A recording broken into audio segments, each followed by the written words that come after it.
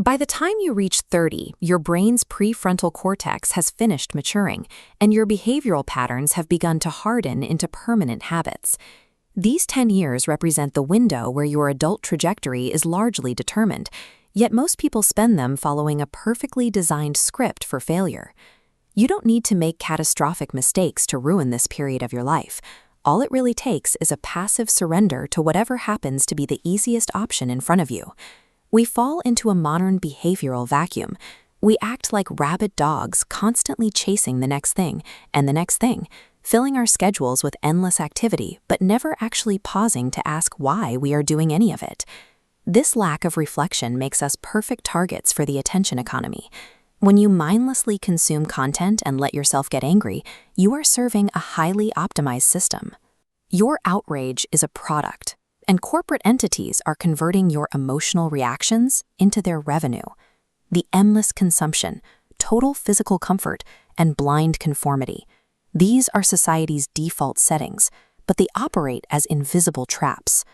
To actually survive your 20s, you have to actively choose friction over ease. The degradation of this decade begins at the most granular level, your daily physical routines. You cannot build a functional life while actively neglecting your basic human biology. Take the way we end our days. Instead of winding down, we hold a screen inches from our faces, cramming our brains with stimulating video and a maximal dose of blue light right before bed, guaranteeing a restless night and blocking restorative sleep. We purposefully decrease the minutes we stay asleep, convincing ourselves that there's simply no time to waste on resting. To maintain this artificial, relentless pace, we fuel our bodies exclusively with highly processed fast food, and we actively avoid any real physical exertion.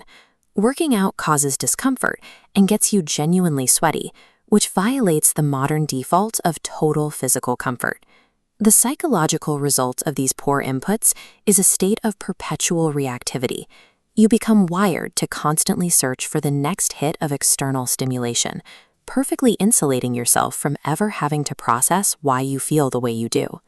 By starving your body of sleep, movement, and proper fuel, you guarantee a life of constant, frantic motion that produces absolutely zero forward progress. Beyond the physical, there is the social layer of your 20s.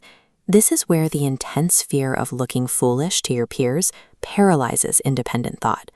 We refuse to ask questions out loud because we think they sound stupid.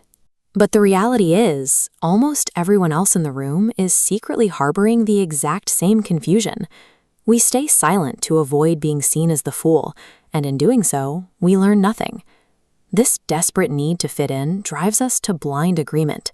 We make sure to adopt the exact same addictions as the people around us, whether that's endlessly scrolling the same apps or chasing the same superficial milestones, just to make it easier to connect. This passivity bleeds into how we approach our ambitions. We convince ourselves we need to wait for inspiration to strike before taking action, adopting the dangerous myth that discipline restricts your freedom. The internet unlocked the ability for anyone to build and share their own ideas.